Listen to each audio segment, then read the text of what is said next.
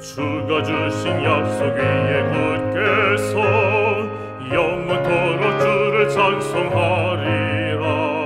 소리 높여 주께 영광 돌리며 약속 믿고 굳게 서리라. 굳게 서리 영원하신 말씀 위에 굳게 서리. 굳게 서리 그 말씀 소망 위에 서리라. 주가 주신 약속 위에 굳게 서 세상 염려 내게 엄습하여도 말씀으로 힘써 싸워 이기며 약속 믿고 굳게 서리라. 굳게 서리 영원하신 말씀 위에 굳게 서리. 굳게 서리 그 말씀 소망 위에 서리라. 주가 주신 약속 위에 굳게 서 영원하신 주의 사랑 힘입고 성령님의 도움으로 이기며 약속 믿고 굳게 서리라. 굳게 서리 영원하신 말씀 위에 굳게 서리. 굳게 서리 그 말씀 소망 위에 서리라. 주가 주신 약속 위에 굳게 서 성령 인도하는 대로 행하며 주님 품에 항상 안식 얻으며 약속 믿고 굳게 서리라. 굳게 서리 영원하신 말씀 위에 굳게 서리. 굳게 서리 그 말씀 소망 위에 서리라.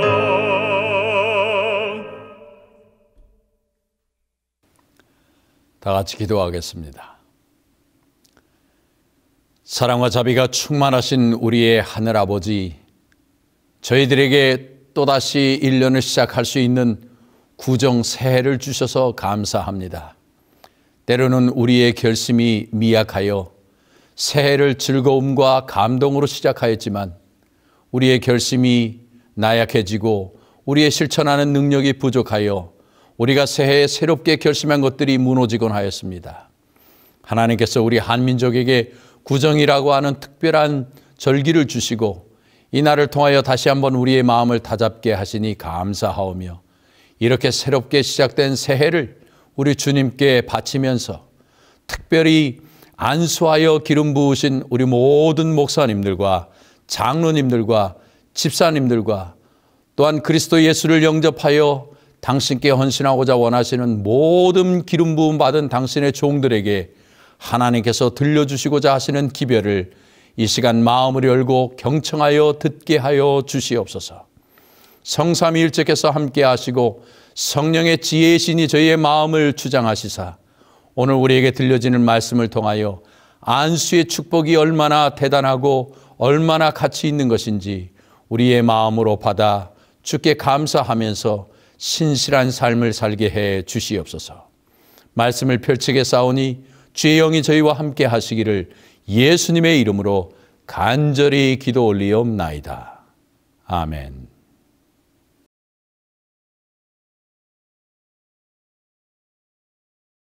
사랑하는 재림 성도 여러분, 새해 복 많이 받으십시오.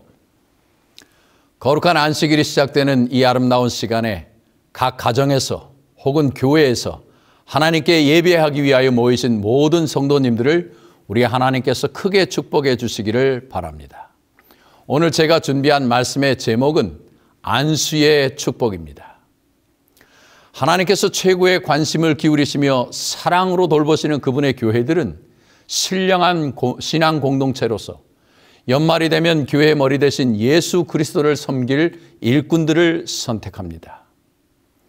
너희가 땅에서 매면 하늘에서도 맬 것이요 무엇이든지 땅에서 풀면 하늘에서도 풀리리라. 예수님께서 하신 이 말씀을 근거로 우리는 이런 교회의 행정적 결의가 하늘의 승인을 얻는 매우 귀한 사역임을 믿습니다. 드디어 선거위원회의 결의를 교회 총회가 받아 승인하면 명년도에 교회를 섬길 재직들이 발표됩니다. 참으로 엄숙한 순간이고 신앙의 자세를 새롭게 하는 사명의 순간입니다. 여러분이 참석하시는 각 교회에서 새해 첫 달인 1월에 신임 받으신 장로님들과 지사님들에 대한 거룩한 안수식이 거행되었을 것입니다. 2월 초에는 각 합회의 목사 안수식도 있었습니다. 저도 사모와 함께 일평생 세상에 대하여는 죽고 오직 주님만을 위해 살겠다는 결심과 함께 검은 양복과 검은 한복을 입고 안수를 받았던 때가 기억납니다. 죽을 수밖에 없는 죄인이 예수님을 개인의 구주로 영접하여 하나님의 자녀가 되고 그리스도의 재림을 고대하는 재림교회의 일원이 되고 특별히 교회의 집사와 장로로 혹은 목사로 살아가는 것이야말로 이 세상에서 인생이 누릴 수 있는 최고의 특권이라고 저는 믿습니다. 그래서 오늘 저녁 이 시간에 여러분과 제가 받은 안수의 축복이 얼마나 대단한 것인지에 대해 알아보고 그 축복을 평생 유지하기를 결심하는 그러한 시간이 되기를 간절히 바랍니다. 오늘 우리가 살펴볼 인물은 Mr. Question, 의문의 사람 사울입니다. 제가 사울에게 의문의 사람이라고 하는 별칭을 준 것은 사울이야말로 성경에 기록된 수많은 인물들 중에 가장 위대한 하나님의 사람이 될 수 있었던 사람이었기 때문입니다. 오늘 우리는 사울의 일생의 결말이 주는 부정적 이미지보다는 그의 부르심 초기에 일어났던 안수의 사건을 묵상함으로써 하나님의 선택과 기름 부으심이 얼마나 놀라운 축복인지에 대하여 공부하겠습니다. 이스라엘의 초대 왕이었던 사울은 그 이름의 뜻이 간구하여 얻은입니다. 간구하여 얻은. 이름의 뜻에서 추론해 볼 수 있듯이 그는 집안에서 매우 귀한 아들이었음이 틀림없습니다. 성경에는 그의 가족에 대한 언급은 있지만 그의 형제 자매들에 대한 언급이 전혀 없어서 성경학자들은 그가 외아들이었을 것으로 추측합니다. 간절히 바랬던 아들, 기도로 간구하여 아주 어렵게 얻은 아들이 바로 사울이었습니다. 그런데 그렇게 태어난 사울은 집안의 기쁨을 넘어 가문의 자랑거리가 되었습니다. 바로 그의 신체적 우월함 때문이었죠. 사울의 용모에 대한 성경의 묘사를 살펴보면 그의 얼굴은 the handsomest, 가장 잘생겼다, 그러한 최상급으로 표현되었고 그의 키도 the tallest, 가장 크다라고 하는 최상급이 사용되었습니다. 그가 그저 1, 2cm, 그야말로 박빙의 대결에서 그가 조금 커서 최고가 된 것이 아니라 다른 사람의 어깨 위로 컸던 적어도 30cm 이상의 아주 현저한 차이를 보였던 장대한 인물이 사울이었습니다. 또한 그는 비교가 안 될 만큼의 탁월한 체격과 완벽한 용모를 가진 그러한 사람이었습니다. 영감의 글은 사울의 체격과 용모가 뛰어나게 아름다워서 자랑하고 싶을 뿐만 아니라 고상하고 존귀한 태도와 혈기왕성한 모습은 마치 존경받을 자로 태어난 것 같았다고 말하고 있습니다. 그야말로 현대 표현으로는 초각미남의 아주 거대한 자이언트, 그리고 귀티가 절절 흐르는 귀공자의 모습이었을 것입니다. 자, 이러한 인물의 삶에 어느 날 한 사건이 일어납니다. 사울의 아버지 기스가 아들 사울을 불러서 잃어버린 암나귀 몇 마리를 찾아오려는 명령을 내립니다. 사울은 종 한 명을 데리고 암나귀를 찾으러 길을 떠났습니다. 사울은 종과 함께 에브라임 산간지역과 살리사 지방, 사알림 지방을 두루 거쳐 자신의 부족인 베냐민 지방을 다 돌아다녔습니다. 그러나 3일이 지나는 동안에도 그들은 암나귀를 찾지 못합니다.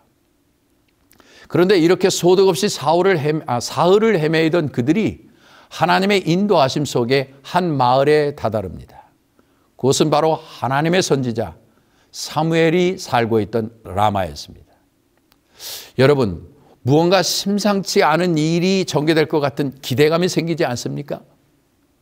자, 그럼 여기서 잠깐 멈추어서 하나님께서 사울의 이런 움직임에 대하여 사무엘 선지자와 나누는 대화를 잠깐 들어보시겠습니다. 사울이 종과 함께 이틀 동안 유다 땅을 헤매이는 동안 하나님께서는 라마에 살고 있는 선지자 사무엘을 방문하셔서 다음과 같이 말씀하십니다. 내일 이맘때에 내가 베냐민 땅에서 온 한 사람을 너에게 보낼 것이니 너는 그에게 기름을 부어 나의 백성 이스라엘의 왕으로 세우라. 놀랍지 않습니까?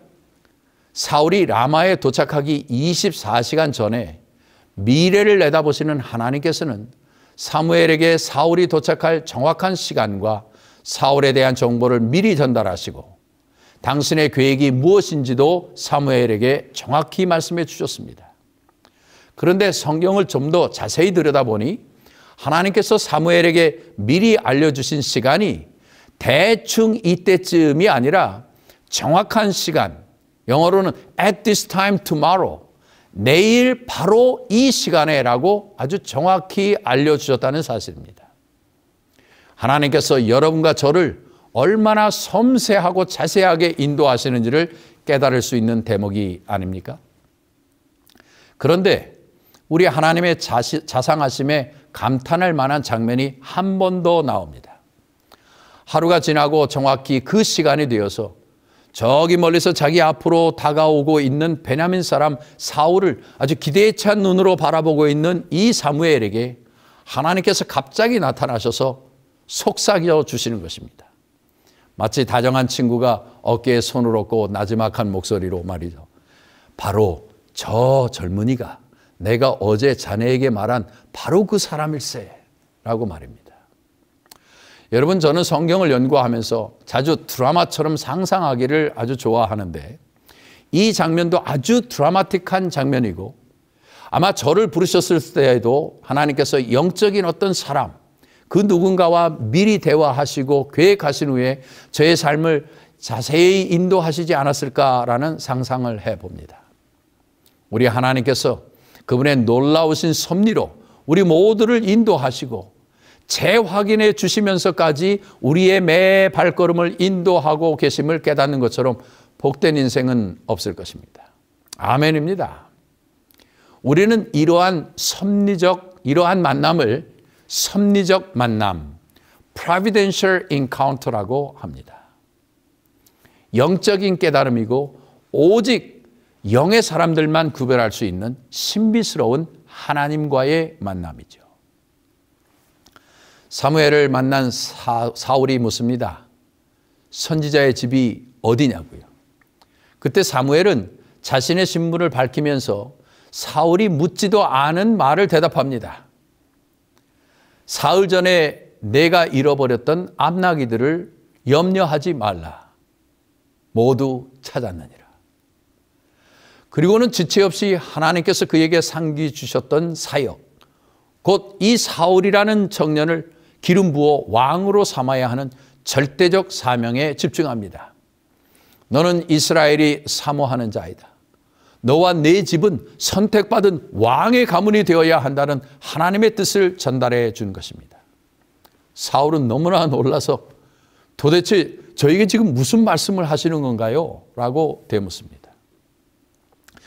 여러분, 가끔 여러분에게 교회가 생각지도 못한 그러한 중책을 맡길 때가 있을 것입니다. 그때 여러분의 태도는 어떠신가요? 사울의 반응과 별 차이가 없지는 않습니까? 혹 앞으로 여러분들이 그런 부르심이 온다면 그 상황을 어떻게 이해해야 하는지 지금부터 더 자세히 저와 연구해 보시겠습니다. 선지자 사무엘은 사울이 건장한 풍채와 뛰어난 용모를 가졌음에도 그런 것에 어울리지 않게 마음은 아주 작고 소심한 사람이라는 것을 직감하였습니다. 그리하여 사무엘은 사울을 데리고 지붕으로 올라갑니다. 여기서 지붕은 지금으로 말하면 옥상과 같은 구조를 말하는 것입니다. 여러분, 사무엘이 왜 지붕으로 사울을 데리고 올라갔을까요? 제 생각은 이렇습니다. 사울은 어렸을 때부터 키가 너무 커서 굳이 까치발을 하지 않고도 모든 것을 편하게 바라볼 수 있었을 것입니다. 그래서 어쩌면 높은 곳에 올라갈 필요조차 느끼지 못했을지도 모르겠어요. 그런 그에게 사무엘은 그의 키보다 훨씬 높은 옥상으로 그를 데리고 올라가서 장차 그가 다스려야 할 백성들과 그들이 사는 땅을 바라보게 한 것입니다. 그의 리더십의 대상과 경계와 한계를 정확히 이해하도록 말이죠. 사무엘은 사울과 함께 옥상에서 밤을 지새웁니다. 그리고 사무엘은 그곳에서 사울에게 리더십을 가르칩니다. 리더십의 최고봉인 킹십, 곧 왕도를 가르쳐 준 것입니다. 너는 암나기를 찾는 개인적 사명에서 벗어나라. 나라의 안위를 걱정하고 백성을 위해 봉사하는 하나님의 절대적 계획을 받드는 최고의 지도자가 되어라 라고 말입니다. 여러분, 하나님께서 여러분을 부르실 때 하나님은 이미 여러분과 저희가 큰 그릇인지 아니면 작은 그릇인지를 다 아십니다. 특별한 훈련과 도움이 필요한지를 하나님께서 아시기 때문에 사무엘과 같은 인물을 보내주시거나 아니면 당신의 교회를 통하여 우리가 계속 단련받아 성장하도록 도와주십니다. 그러므로 하나님의 부르심은 곧 성장을 보장합니다. 새벽이 되어 두 사람이 지붕에서 내려옵니다. 사무엘은 이제 라마를 떠나가려는 사울에게 데리고 온 종자를 먼저 보내고 잠깐 단둘이 있자고 청합니다. 그리고 드디어 그가 구도로 전했던 하나님의 사명을 온전히 이루게 하기 위한 거룩한 기름 부음, 곧 안수를 거행해야 할 시간이 되었습니다. 여기서 잠깐 생각하고 넘어가야 할 것이 하나 있습니다. 바로 자격의 문제입니다. 사실 사울의 입장에서 보면 너무 드라마틱한 일이 지금 벌어지고 있는 거예요. 아버지의 잃어버린 나귀를 찾으러 갔다가 갑자기 졸지에 왕이 되게 되었으니 말입니다. 전혀 준비되지 않은 그가 얼마나 당황했을까요? 그런데 적어도 직책이 왕이다 보니 무엇보다 중요한 것은 선택받은 사람의 됨됨이, 곧 자격의 문제를 따질 수밖에 없습니다. 이제는 사울의 태도와 마음의 자세를 한번 살펴보아야겠습니다. 자, 제가 읽겠습니다.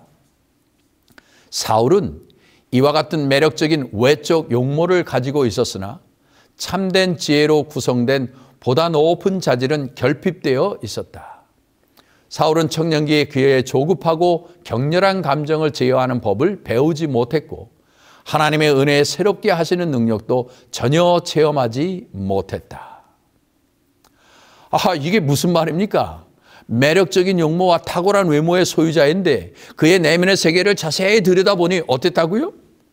그는 조급하고 격렬하며 감정을 제어하지 못하고 하나님의 새롭게 하시는 능력조차 전혀 경험해보지 못한 비신앙적인 모습을 보이고 있는 것입니다. 이뿐이 아닙니다. 영감의 글은 사울의 이러한 부족한 기질 외에도 그의 품성에 다음과 같은 결점이 있었다고 밝히고 있습니다.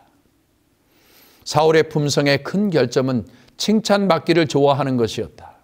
이 특성은 그의 행동과 사상에 지배적인 영향을 미쳐서 모든 일을 칭찬과 자기를 높이려는 욕망으로 행하였다. 옳은 일과 그릇된 일에 대한 사울의 표준은 사람들의 칭찬에 좌우되는 저급한 표준이었다. 사람들의 판단에서 첫째가 되는 것이 사울의 야망이었다. 여러분, 지금 우리의 마음속에 하나의 궁금증이 일어나지 않나요? 아니, 왜 하나님께서 이러한 사울을 왕으로 택하신 거지? 하나님은 모든 사람의 마음을 이미 다 아시는데 이게 어떻게 된 거야? 사실 저의 사모도 저에게 동일한 질문을 했습니다. 여보, 왜 하나님께서 이러한 사울을 선택하신 거예요? 자, 여러분 이 질문에 대해서 어떻게 대답하시겠습니까? 우리는 이 말씀을 어떻게 이해해야 할까요? 여기서 성경의 말씀을 쉽게 이해하고 적용하는 방법을 제가 하나 알려드리겠습니다. 저는 성경을 읽을 때마다 제 자신을 그 이야기의 주인공으로 만들어 보곤 합니다. 즉, 이 스토리에서는 나를 사울로 생각해 보는 것이지요. 여러분, 저를 보니 저도 칭찬받기를 좋아합니다. 저를 높이려는 욕심도 가지고 있습니다. 사람들의 판단과 평가에서 첫째가 되고 싶은 야망도 있습니다.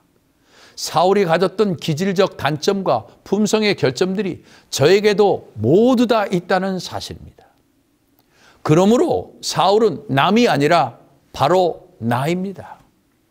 다시 말해서 사울이야말로 우리 모두의 가장 평범한 모습이라는 것입니다. 하나님 보시기에 모자랄 뿐만 아니라 아주 부끄럽기까지 한 우리의 모습 그 자체 말입니다. 바로 이러한 이유 때문에 하나님께서는 사울을 안수하시며 무언가 특별한 것을 마련해 주셔야만 했습니다. 자, 사무엘이 드디어 사울의 머리에 감람류를 붓습니다. 기름이 흘러내려 온 얼굴을 적시고 가슴을 적십니다. 사무엘과 사울이 동시에 전율을 느낍니다. 일생에 느껴보지 못한 아주 신령한 기운을 느낍니다. 그들이 얼마나 떨렸을까요?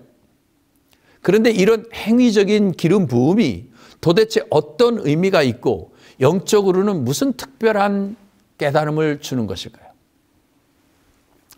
안수를 받은 사울이 조용히 일어나 이제 마지막 작별 인사를 드리고 길을 떠나려고 합니다. 그때 성령에 감동된 하나님의 사람 사무엘이 그 시각 이후로 사울에게 일어날 일들에 대하여 정확히 예언하기 시작합니다. 두렵고 떨리는 마음으로 그 예언의 말씀들을 하나하나 살펴보겠습니다. 오늘 나를 떠나가다가 베냐민 경계의 셀사에 있는 라헬의 묘실 곁에서 두 사람을 만나리니 그들이 내게 이르기를 내가 찾으러 갔던 암나귀들을 찾은지라. 내 아버지가 암나귀들의 염려는 놓았으나 너희로 말미암아 걱정하여 이르되 내 아들을 위하여 어찌하리야 하더라 할 것이요.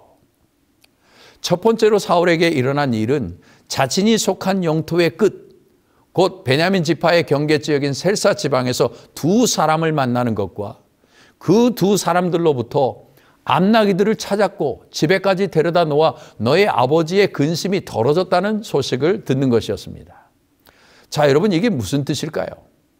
하나님의 거룩한 기름 부음을 받은 자들은 소명을 이루기 위해 그의 안전지대, 즉 컴포트 존을 떠나라는 명령입니다. 동시에 이제부터는 개인적인 욕물을 중단하라는 뜻입니다. 개인적인 문제는 하나님께서 이미 책임지고 다 해결해 주셨으니 암나귀를 찾는 사적인 일에 더 이상 얽매이지 말고 백성을 다스리는 군왕의 일을 감당하라는 그러한 명령인 것입니다. 내 염려를 다 주께 맡겨버리라. 이는 그가 너희를 돌보심이라. 이제 두 번째 일어날 일에 대한 사무엘의 예언입니다.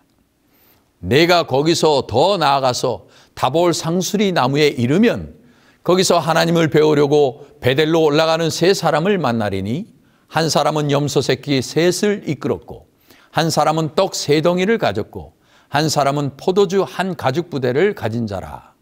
그들이 내게 문안하고 떡 두 덩이를 주겠고 너는 그의 손에서 받으리라. 사울이 이번에는 세 사람을 만납니다. 그런데 이들에 대한 묘세를 자세히 읽어보니 이들은 모두 하나님의 집 베델로 올라가는 예배자들입니다. 즉 신앙의 무리를 만난다는 것입니다. 이 세 사람이 들고 있는 것들은 하나님께 제사하기 위해 준비한 염소 새끼 세 마리와 그들의 여행길에 필요한 빵과 음료수였습니다. 그런데 그들 중 두 번째 사람이 가지고 있던 떡 세 덩어리 중에 두 덩어리를 사울에게 준다는 것과 사울이 그 빵을 받겠다는 예언이었습니다. 성도 여러분, 이것은 무슨 뜻일까요? 하나님께서는 택하여 부르시는 모든 종들의 생활을 책임지시고 친히 인도하신다는 뜻입니다. 예배자들, 곧 신앙의 공동체가 나서서 안수받은 자들의 사명을 이루는 일에 실제적인 도움을 주겠다는 약속인 것입니다. 생활의 염려까지 해결해 주시겠다는 하나님의 보증을 주시는 것입니다. 자, 이젠 그 후에 일어날 일에 대한 예언입니다. 그 후에 내가 하나님의 산에 이르리니 그곳에는 블레셋 사람들의 영문이 있느니라. 내가 그리로 가서 그 성읍으로 들어갈 때에 선지자의 무리가 산당에서부터 비파와 소고 저와 수금을 앞세우고 예언하며 내려오는 것을 만날 것이요. 여기에 등장하는 하나님의 산은 무엇이며 블레셋 영문은 또 무슨 뜻일까요? 그것은 바로 내가 기름 부음 받은 자로 신실하게 살아가면 너는 하나님의 산에 이를 것이다. 너는 그곳에 반드시 이르러야만 한다. 그것이 바로 내게 주어진 사명을 이룰 너의 선교지이기 때문이다. 그런데 그곳은 분명 원수들이 진을 치고 있을 것이다. 여러분, 혹시 골프장에 가보셨습니까? 최종 목적지인 그린 위에는 홀컵이 하나 있는데 그 목적지에 가까워질수록 주변에는 많은 벙커들이 있습니다. 낭떠러지도 있고 연못도 있고 모래 벙커들도 있습니다. 다윗의 노래처럼 원수의 목전에 하나님의 상이 베풀어져 있는 것입니다. 원수들은 하나님의 산에 올라 사명을 다하려는 자들, 그들 곁에 진을 치고 있으면서 그들이 이루려는 숭고한 사명을 막으려고 할 것입니다. 그러나 여러분, 걱정하지 마십시오. 왜냐하면 그곳에는 선지자의 무리가 있기 때문입니다. 둘도 아니고 셋도 아닙니다. 다수의 거룩한 신앙인들이 연합하여 기름 부은 자들을 도와서 사명을 이루도록 할 것이기 때문입니다. 그들이 찬양과 예언을 한다는 것은 그들 위에 성령이 임하여서 그들 모두가 성령의 임재 안에 있다는 증거입니다. 그들의 도움은 절대적인 능력을 발휘하여 사명을 완수하게 하는 일에 도움을 줄 것이라는 하나님의 강력한 약속입니다. 여러분, 그 다음엔 더 놀라운 일이 일어날 것을 사무엘이 예언합니다. 내게 여호와의 영이 크게 임하리니 너는 예언을 하고 변하여 새 사람이 되리라. 아멘. 여러분, 사울에게 여호와의 영이 크게 임하여 예언을 하고 변하여 새 사람이 되리라는 보증이 지금 주어졌습니다. 이 말을 듣고 있던 사울이 정말 얼마나 감격스러웠을까요? 그 다음에 이어지는 축복을 한번 읽어볼까요? 이 모든 징조들이 내게 임하거든 너는 기회를 따라 행하라. 하나님이 너와 함께 하시느니라. 여러분, 이것이 무슨 뜻입니까? 공동 번역은 이 말씀을 다음과 같이 번역하였습니다. 이제 그대가 하고 싶은 일은 무엇이든지 마음껏 하시오. 영전하시는 임마누엘의 하나님께서 함께 하시며 말씀하십니다. 성령의 기름 부음을 받은 자여 새 사람이 되었으니 하고 싶은 일을 무엇이든지 마음껏 하라. 그대에게 무한한 능력을 부어주리니 주저하지 말고 두려워하지 말고 주의 일을 행하라. 그리하면 모두 이루리라. 아멘, 아멘입니다. 여러분, 상상만 해도 뜨겁지 않습니까? 즐겁지 않나요? 하나님께서 선택하여 안수하신 모든 자들에게 이런 놀라운 미래가 펼쳐질 것을 약속하셨으니 이 얼마나 축복된 언약입니까?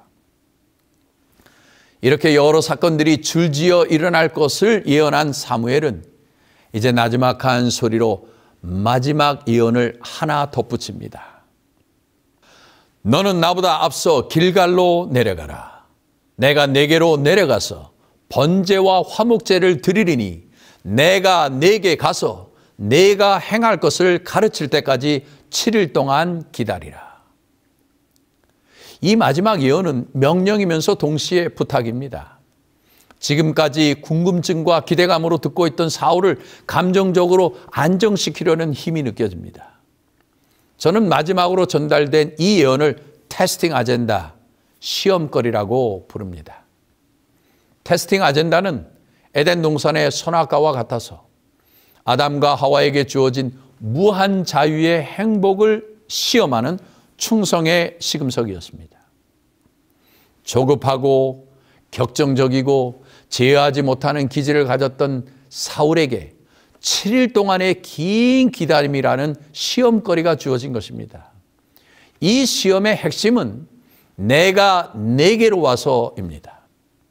너는 하나님의 사람이 되었으니 이제부터는 내가 원하는 시간에 내가 원하는 방법대로 하지 말고 하나님의 시간과 하나님의 방법을 기다리라는 명령이지요. 그것은 사울을 넘어 어쩌면 우리 모두에게 공통으로 주어진 대표적인 시험거리가 분명합니다. 그런데 여러분, 하나님께서 사울에게 기름 부어 안수하시며 주신 말씀들을 자세히 살펴보니 마지막에 이 테스팅 아젠다 하나 외에는 전부가 다 축복입니다. 주어진 축복들이 훨씬 더 많으니 동시에 이 마지막 경고의 말씀도 역으로 풀이해 보면 내가 7일을 잘 기다리고 사무엘이 와서 너와 함께 하면 너에게 보장된 안수의 축복들은 계속 유지될 것이며 너는 하나님의 영에 임한 새 사람으로 놀라운 일을 하며 살아갈 것이라는 아주 확실한 언약인 것입니다. 자, 이제 모든 명령이 예언으로 다 전달되었습니다. 사울이 마지막 인사를 하고 사무엘에게서 몸을 돌이킵니다. 그때 사울에게 어떠한 일이 일어났는지 보십시다.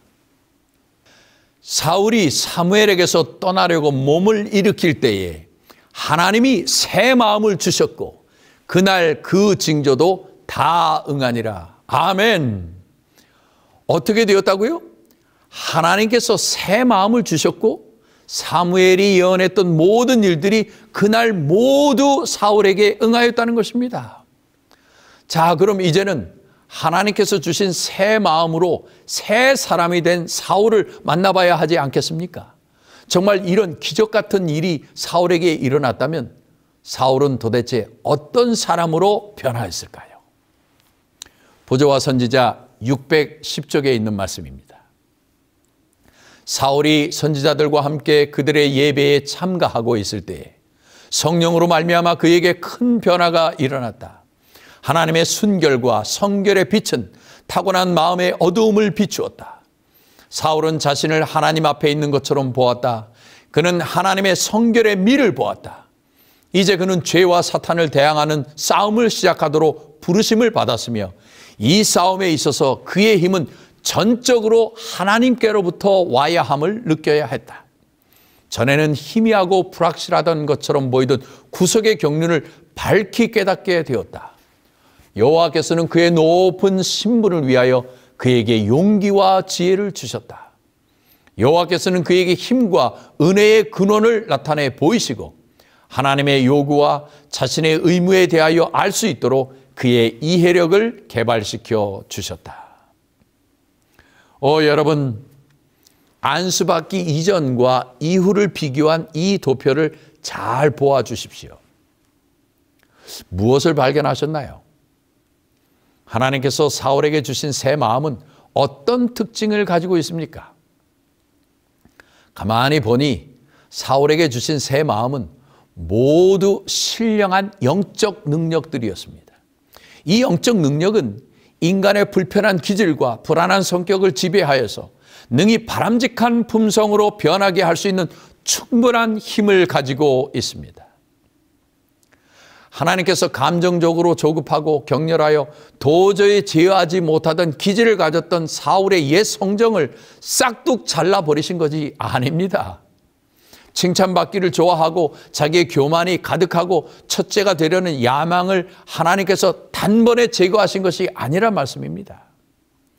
그것은 테스팅 아젠다로 계속 사울 앞에 남아 있으면서 사울이 성령에 임재하시는 능력으로만 변화될 수 있음을 지속적으로 알려주는 순종의 시금석이 될 것이었습니다. 하나님께서 주신 새 마음으로 하나님의 임재를 느끼고 하나님의 신성의 성결한 아름다움을 바라보며 자신의 생애에서 일어나는 사탄과의 영적 싸움을 바라보게 되고 그 싸움에서 그가 이기려면 신령한 하나님의 능력만을 의지해야 한다는 것을 깨달아 구속의 경륜을 밝히 이해한다면 하나님께서 주시는 용기와 지혜로 분명 성공적인 크리스찬의 삶을 살아가게 될 것입니다.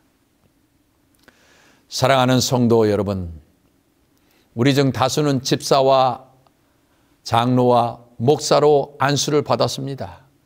그런데 그러한 집사의 안수와 장로의 안수와 목사의 안수가 차등이 있다고 생각하는 경향을 가지고 있습니다. 소위 집사보다 장로가 높고 장로보다 목사가 높다고 생각하는 것 말입니다. 그러나 여러분, 이것은 절대 바른 성경적 이해가 아닙니다.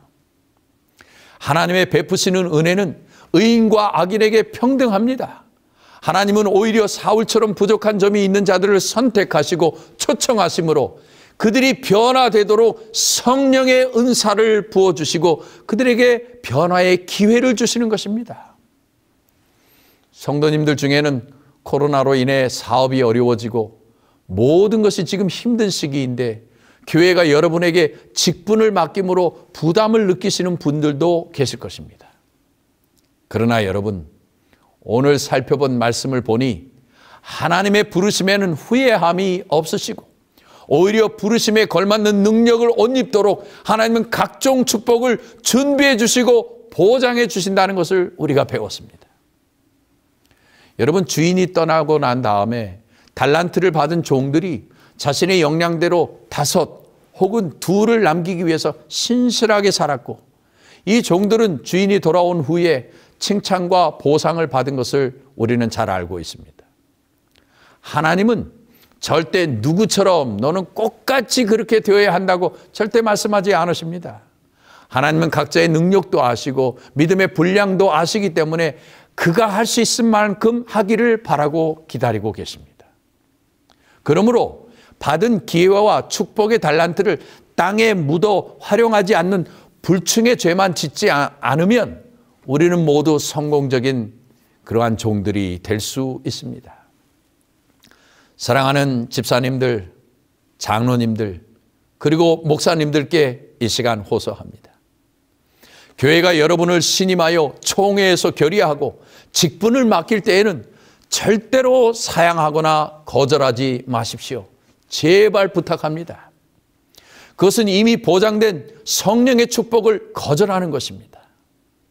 이 땅에서 매면 하늘에서도 매일 것이요 땅에서 풀면 하늘에서도 풀리리라는 예수님의 약속은 교회에게 허락하신 가장 큰 신적 권위입니다.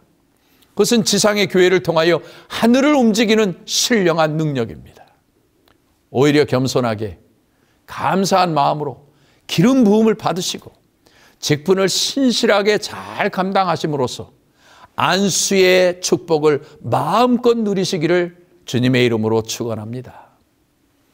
사울에게 주신 안수의 축복은 그의 뒤를 이은 다윗에게도 주어졌고 솔로몬에게도 주어졌고 히스기야에게도 주어졌습니다. 시간이 흘러 마가의 다락방에 모인 120명의 사도들과 초대 교인들에게도 주어졌습니다. 심지어는 로마의 백부장 고넬료의 집에 모인 모든 이방인들에게도 동일하게 주어졌습니다. 그리고 머지않아 성령의 인치시는 최대의 안수는 늦은 빛 성령으로 나타날 것이며 경건한 남은 무리 위에 충만히 임하실 것이고 우리 모두는 그 엄청난 안수의 능력으로 지상의 사역을 찬란히 마치고 하늘에 올라갈 것입니다. 그런 의미에서 마틴 루터가 주장한 만인 제사장설은 이렇게 이해되어야 합니다. 하나님의 안수는 참으로 신령한 축복이다. 집사나 장로나 목사의 안수는 차등이 없이 부어지는 거룩한 신적 은사이다. 이 귀한 축복을 목사는 처음부터 구별하여 일생 동안 유지해야 하는 것이며 집사와 장로는 안수받는 시간을 시작으로 매일, 매주, 매월, 매년 유지하면서 죽을 때까지 간수해야 하므로 결국 집사와 장로와 목사로 안수받는 모든 자들은 일평생 안수의 축복을 유지하며 살아야 하는 하나님의 거룩한 제사장들이다. 아멘 아닙니까? 사랑하는 성도 여러분, 이 흥분된 보장의 말씀을 들으니 힘이 나시죠? 이야, 정말 안수의 축복이 이렇게 대단한 것이었구나. 내가 주님의 그 거룩한 안수를 받았다니. 이제는 내가 주님의 교회를 위해 뜻을 세우고 하나님의 능력으로 정말 많은 것을 이룰 수 있겠구나. 기대가 되십니까? 네, 아주 중요한 깨달음이고 정말 훌륭한 결심입니다. 그런데 여러분, 사무엘이 사울에게 남긴 마지막 부탁의 예언, 곧 테스팅 아젠다는 절대 잊지 마십시오. 사울은 길갈을 기억해야 했는데 그것은 바로 사명의 장소였기 때문입니다. 사울은 또 7일이라는 숫자와 내가 내게로 와서라는 말을 잊지 말아야 했는데 그 이유는 바로 사명을 성취하는 능력의 근원이 오직 하나님께만 있다는 것을 깨달아야 했기 때문입니다. 이 테스팅 아젠다는 누구나 가지고 있는 십자가입니다. 에덴 동산에서는 선악과였고 가인에게는 양이라는 제물이었고 다윗에게는 밧세바라는 여인이었고 메시아이신 예수 그리스도께는 골고다의 십자가였습니다. 그러나 여러분, 이 테스팅 아젠다 때문에 의기소침하거나 걱정하지는 마십시오. 여러분과 제가 그리스도만 바라본다면 이 모든 시련과 시험은 능히 이겨낼 수 있는 것입니다. 하나님께서 말씀하셨죠. 감당치 못할 시험에는 주시지 않겠다고요. 여러분과 제가 오늘의 기별을 마음으로 기쁘게 받고 굳게 결심하면 안수의 신령한 축복은 계속 회복되고 유지될 것입니다. 사랑하는 성도 여러분, 안수의 축복을 사모하십시오. 그리고 안수의 축복을 마음껏 누리십시오.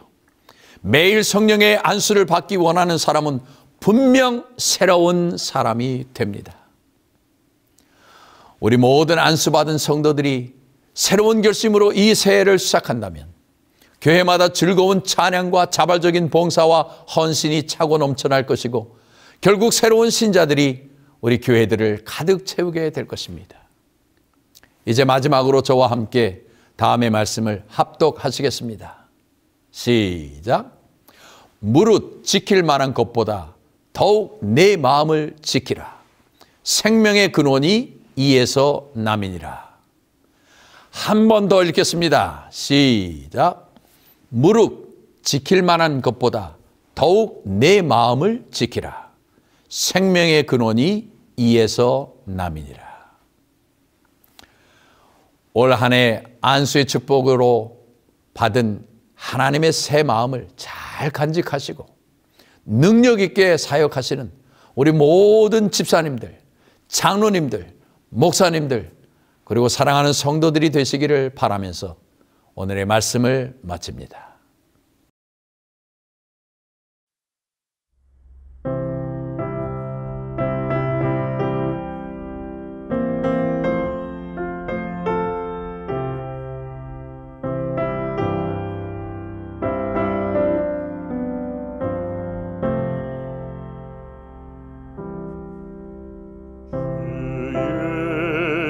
예수보다도 귀한 것은 없네.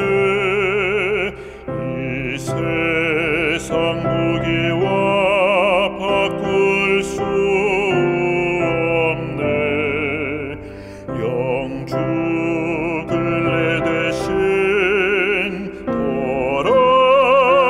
돌아가신 그 놀라운 사랑 잊지 못해. 세상 즐거운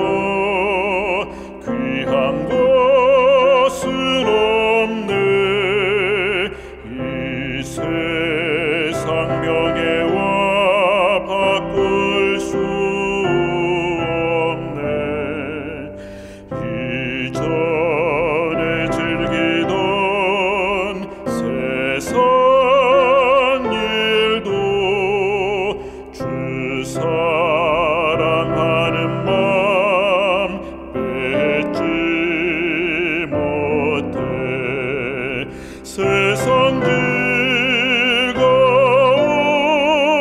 다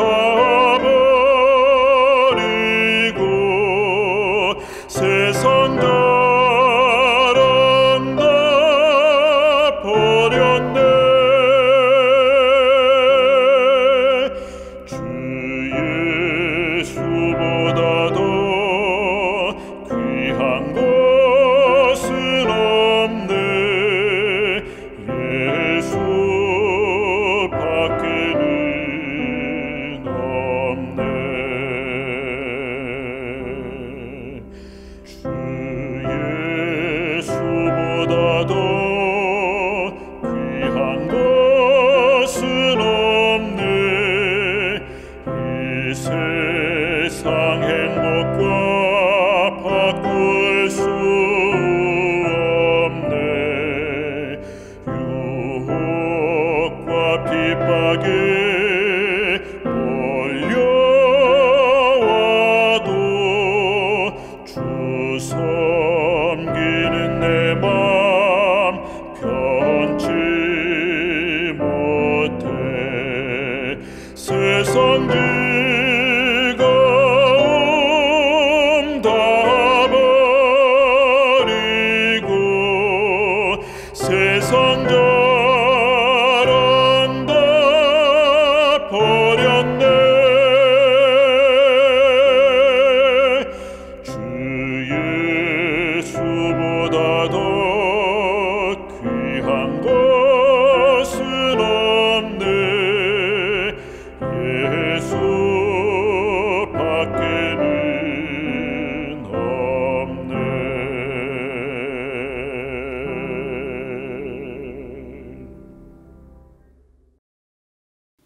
다 함께 기도하시겠습니다. 사랑하는 우리 하늘아버지, 우리의 부족함을 아시고 초청하시되 미리 이렇게 많은 축복을 다 준비해 주시고 이 축복을 받아 새 마음으로 변화되어 새 사람으로 살아가게 하시니 당신의 부르심과 기름 부으심에 감사와 찬양과 영광을 돌리나이다. 우리가 이전에 교회에서 직분을 받아 섬기면서도 우리는 이러한 거룩하고도 신령한 안수의 축복들을 마음껏 누리지 못하였습니다. 이러한 축복이 우리에게 주어진 것조차도 우리가 다 인지하지 못하였습니다. 그러나 오늘 말씀을 통하여 사울의 연약하고 부족한 기질을 넘어서 하나님께서 그를 변화시킴으로 새로운 사람이 되게 하신다는 놀라운 보증의 말씀을 듣게 해주셨사오니 감사드리옵나이다. 하늘아버지, 오늘 우리 한국재림교회에 기름 부음을 받은 모든 집사님들과 장로님들과 목사님들을 축복하여 주시옵소서. 그래서 우리 모두가 이 사무엘의 예언의 말씀처럼 우리의 모든 개인적인 사적인 아젠다들을 다 내려놓고 공적인 일에 우리의 전심을 다하며 예배하는 자들과 한 마음으로 우리의 모든 생활의 염려를 보장해 주시고 해결해 주시는 하나님을 의지하게 하시고 신령한 무리들과 함께 성령에 감동되어 하나님의 산에 오를 수 있도록 우리 모두를 축복하여 주시옵소서. 그리하여 영광의 그날 우리 하나님께서 이 땅에 다시 오실 때 사랑하는 모든 기름 부은 자들이 충성된 안수의 축복으로 능력 있게 사역을 잘나니 마치고 우리 하나님의 나라에 모두 다 이룰 수 있도록 우리 교회를 축복하여 주시옵소서. 당신의 놀라운 사랑과 은혜가 우리 위에 이제로부터 영원히 함께 하시기를 예수님의 이름으로 간절히 축원하옵나이다. 아멘.